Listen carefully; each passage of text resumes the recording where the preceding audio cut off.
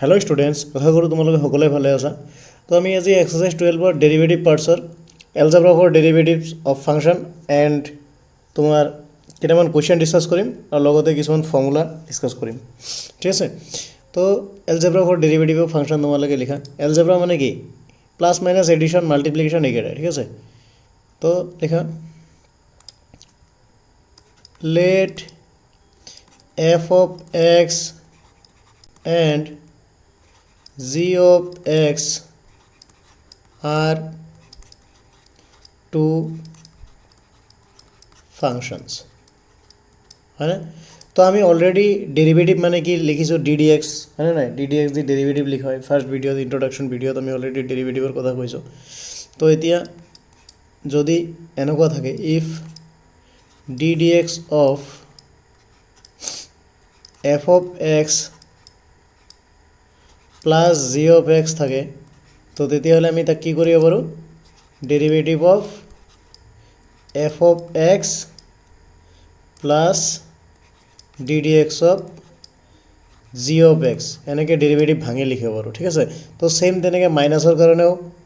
এইটো কৰিব পাৰিম। ঠিক আছে। এতিয়া আমাৰ নেক্সট আহিব মাল্টিপ্লিকেশ্যনৰ কাৰণে if d d x of f of x into g of x है তেতিয়া আমি কি কৰিম হয়নে লিমিটত যেনেকুৱা মাল্টিপ্লিকেশ্যন থাকিলে আমি ডাইৰেক্ট ভাগ কৰি দিছোঁ এটোৰ কাৰণে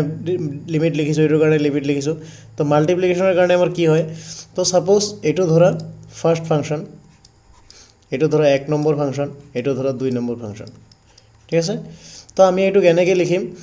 2 নম্বৰ ইনটু 1 নম্বৰৰ ডিফাৰেন্সিয়েশন প্লাস 1 নম্বৰ ইনটু 2 নম্বৰৰ ডিফাৰেন্সিয়েশন হয়নে আমি এনেকৈ লিখিম। তাৰ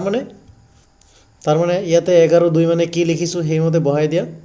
তো 11 2 মতে তুমি এটো যদি বহাই দিয়া এটো হ'ব জি অফ এক্স হয়নে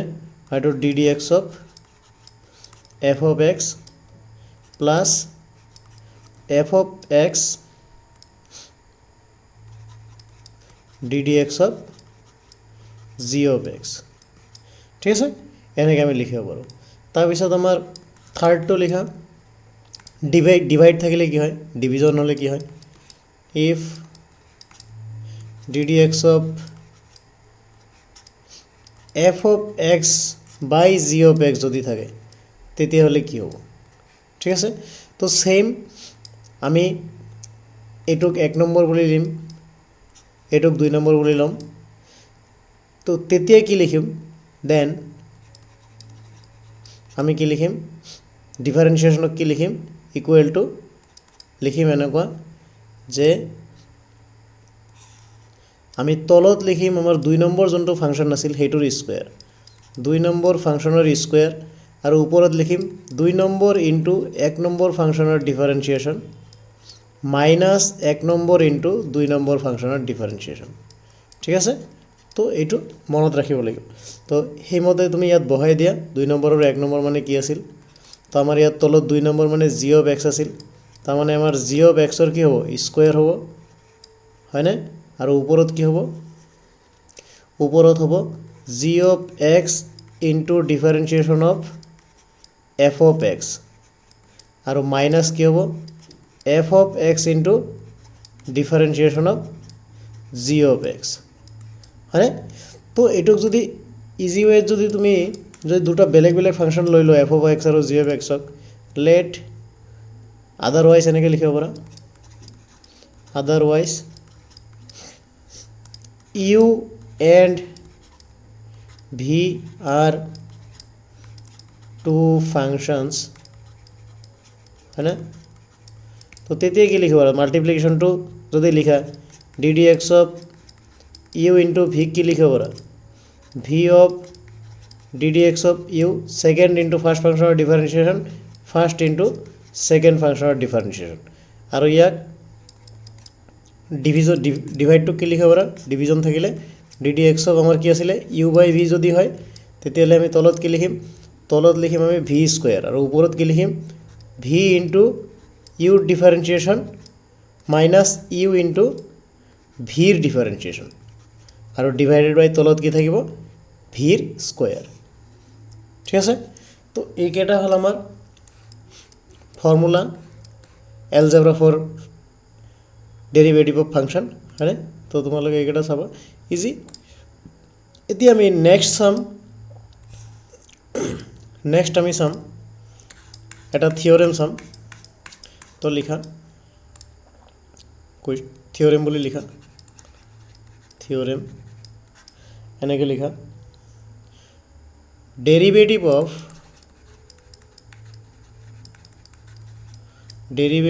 অফ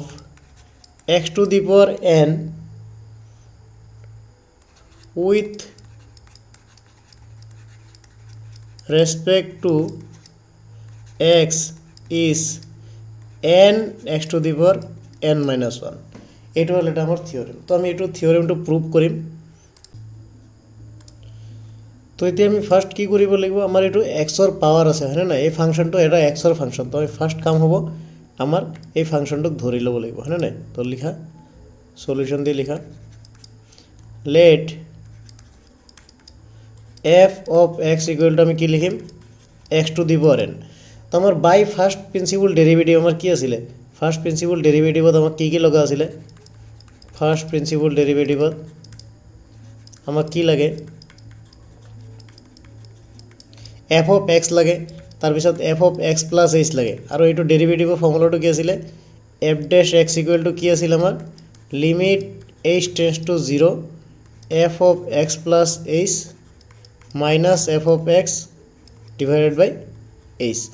হয়নে এইটো দি আমি কি কৰিব পাৰো ডিফাৰেন্সিয়েশন কৰিব পাৰো তো আমি ফাৰ্স্ট এইটো দি কৰি চাম ঠিক আছে তাৰ পিছত আমি নৰমাল যোনটো ডিফাৰেন্সিয়েশনৰ ফৰ্মুলা ddx কৰি হেতু দিও কৰিম তো এইটো কৰা তো এতিয়া f of x plus h মানে ইয়াত কি হ'ব x ৰ জায়গাত কিমান হ'ব x plus h মানে x plus h to the power কিমান হ'ব n হ'ব হয়নে নাই তো এতিয়া তো লিখিবা তো এইটোৱে লিখি দিবা ইয়াত by first principle derivative f dash x equal to এইটো তো আমাৰ ইয়াত ভ্যালু বহাই দিয়া এতিয়া ভ্যালু বহাই দিলে কিমান হ'ব limit h tends to 0 f of x plus h মানে কি x plus h to the power n আৰু minus f of x মানে কি x to the power n হয়নে আৰু ডিভাইডেড বাই আমাৰ কিমান আছে তলত h ঠিক আছে তোমালোকে ভিডিও পজ কৰি নোট কৰি ল'বা তলত আছে আমাৰ h তো এতিয়া আমাৰ ইয়াতে পাৱাৰ কিমান আছে a plus b to the power n তো আমাৰ এটো আমি যদি বাইনোমিয়াল এক্সপানশনত যাও বাইনোমিয়াল এক্সপানশনটো আমাৰ কি আছিল বাইনোমিয়াল এক্সপানশনটো তোমালোকক অলৰেডি মই আগৰ লিমিটত বাইনোমিয়াল এক্সপানশনৰ অলপ কৈছিলো কিন্তু বাইনোমিয়াল থিওৰেম এতিয়ালৈকে চেপ্টাৰটো ষ্টাৰ্ট কৰা নাই তো বাইনোমিয়াল এক্সপানশনটো এনেকুৱা আছিল a plus b to the power n যদি থাকে আমাৰ এনেকুৱা হয় টাৰ্মবিলাক ফাৰ্স্টৰ টাৰ্মটো nc 0 হয় তাৰ পিছত a to the power n হয় b to the power 0 হয় তাৰ পিছত nc 1 হ'ব a ৰ পাৱাৰ এটা কমি যাব b ৰ পাৱাৰ এটা আহি যাব তো এনেকৈ nc 2 হ'ব a ৰ পাৱাৰ আৰু এটা কমি যাব b ৰ পাৱাৰ এটা বাঢ়ি যাব মানে এই দুটা পাৱাৰ কৰিলে কিমান হ'ব লাগিব ম্যাক্সিমাম পাৱাৰ n হ'ব লাগিব তো এনেকৈ ডট ডট ডট গৈ লাষ্টটো ncn a to the power 0 হ'ব a ৰ পাৱাৰ কমি একদম মিনিমাম হ'ব 0 আৰু b ৰ পাৱাৰ বাঢ়ি আমাৰ ম্যাক্সিমাম কিমান হ'ব n হৈ যাব তো এইটো হ'ল বাইনোমিয়াল এক্সপানশন তো এই বাইনোমিয়াল এক্সপানশনটো আমি ইয়াত বহাম হয়নে আমাৰ ইয়াত বহালে কি হ'ব ইয়াত বহালে আমাৰ ফাৰ্স্টটো লিমিট h tends to 0 আছেই হয়নে নাই লিমিট h tends to 0 আছে তলত h আছে তো এইটো বাইনোমিয়াল এক্সপানশন কৰা তাৰমানে কি হ'ব nc 0 হয়নে x to the power n তাৰপিছত এইটো h to the power 0 হ'ব তাৰপিছত nc 1 হ'ব x to the power n minus 1 into h আহিব তাৰপিছত nc 2 আহিব হয় নাই x to the power n minus 2 আহিব h স্কয়াৰ আহিব এনেকৈ গৈ কি হ'ব ncn আহিব আৰু h to the power n হ'ব হয় নাই আৰু মাইনাস আমাৰ কিমান আছে x to the power n হয়নে তো এতিয়া চোৱা আমাৰ আগত এইটো লাইন আৰু এক লাইন লিখিলো তাৰ পিছত ক্যান্সেলেশন কৰিবা ঠিক আছে তো আমাৰ নেক্সট লাইন কি হ'ব লিমিট h tends to 0 হয়নে তো আমাৰ এইটো nc 0 মানে কি nc 0 মানে 1 আৰু এইটো কিমান হ'ল x to the power n তো এইটো এইবিলাক ভাঙিব নালাগে এইবিলাক যেনেকুৱা আছে তেনেকৈ লিখা nc 1 x to the power n minus 1 into h ঠিক আছে তো এনেকৈ nc 2 x to the power n minus 2 into h square এনেকৈ গৈ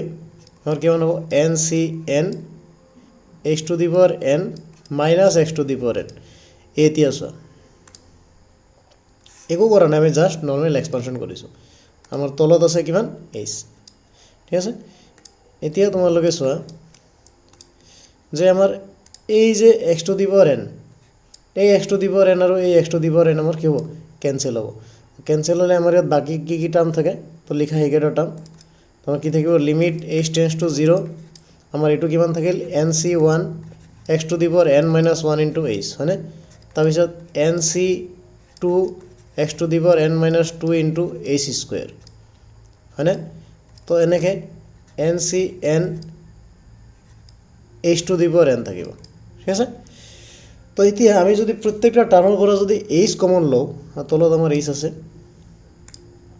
আমার প্রত্যেকটা টার্মত এতিয়া কি আছে h আছে হয়নে আমি যদি h কমন লও h টেন্ডস টু 0 আমি যদি ইয়াৰ পৰা h কমন লও h কমন ললে আমাৰ ইয়াত কি থাকিব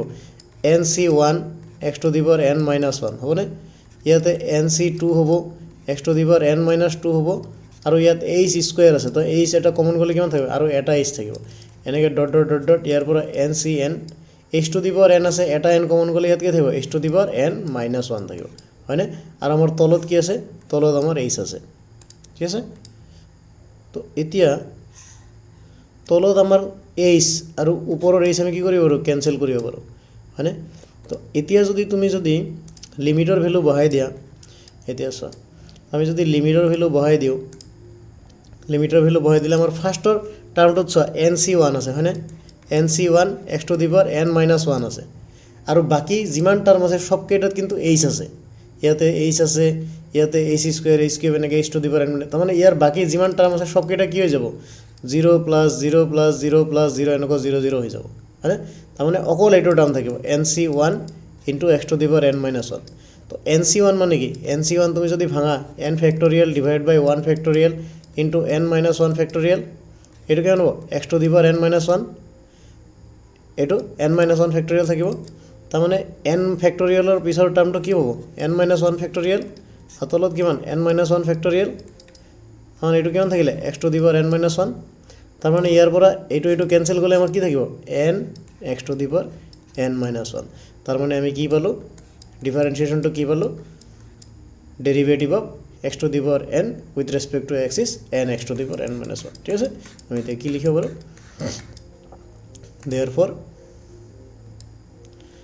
therefore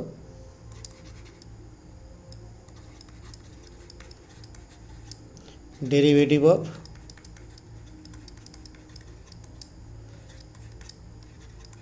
x to the power n is n x to the power n minus 1 है ना n x to the power n minus 1 ঠিক আছে এটো এনেকেও প্রুফ কৰিব পাৰি আৰু বেলেগ এটা ওয়েটো প্ৰুফ কৰিব পাৰি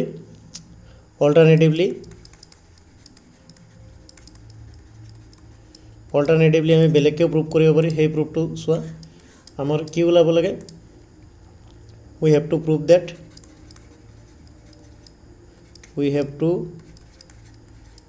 prove that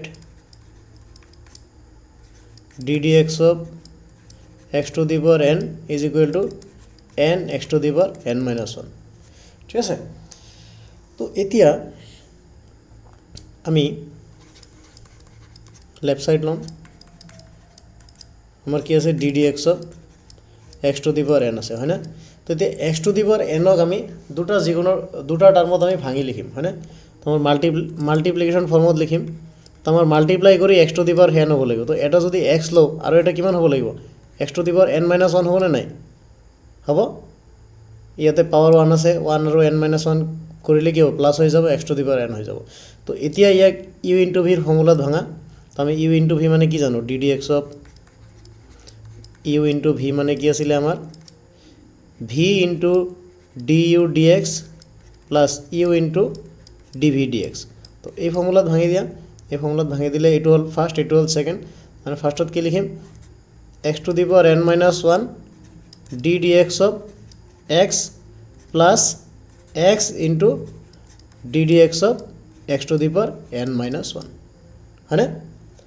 তো এতিয়া তো এটো কিমান হল আমাৰ ddx dx by dx মানে এটো কিমান হৈ যাব 1 হৈ যাব এটো x to the power n - 1 আৰু প্লাস x into ইয়াৰ পাওয়াৰ হয় না ইয়াৰ পাওয়াৰ আছে তো আমাৰ এটোৰ এক্সপানশন কি হ'ব এটোৰ এক্সপানশন হ'ব n - 1 আৰু x to the power n minus 2 হ'ব হয়নে নাই তো এইটো মাল্টিপ্লাই কৰিলে আমাৰ কিমান হ'ব x to the power n minus 1 plus ইয়াতে x ৰ পাৱাৰ 1 আছে ইয়াতে n মাইনাছ 2 আছে তাৰমানে কিমান হ'ব n minus 1 into n minus 1 ঠিক আছে তো এতিয়া যদি n মাইনাছ 1 ইয়াক যদি n দি মাল্টিপ্লাই কৰা কিমান হ'ব n x to the power n minus 1 আৰু এইটো কিমান হ'ব x to the power 1 the multiply কৰিলে n মাইনাছ 1 তো আমাৰ এই x to the power n minus 1 আৰু x to the power n minus 1 আমাৰ কেনসেল যাব তো আমাৰ লাষ্টত গৈ কি থাকিব n x to the power n minus 1 তাৰমানে আমি ddx of x to the power n মানে কি লিখিব পাৰোঁ n x to the power n minus 1 ঠিক আছে তো আমাৰ যদি পৰীক্ষাত প্ৰুভ কৰিব দিয়ে আমি এইটোৰ মতে প্ৰুভ কৰিম হয়নে তো এইটোৰ মতে প্ৰুভ কৰিম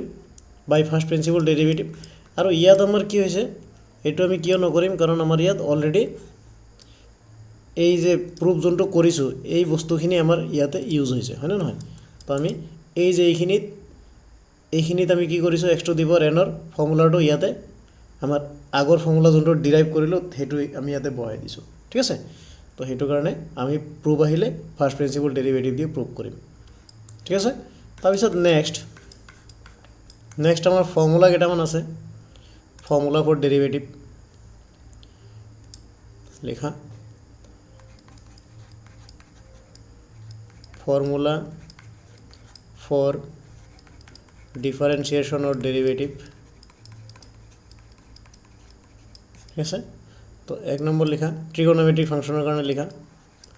ट्रिगोनोमेट्रिक फंक्शन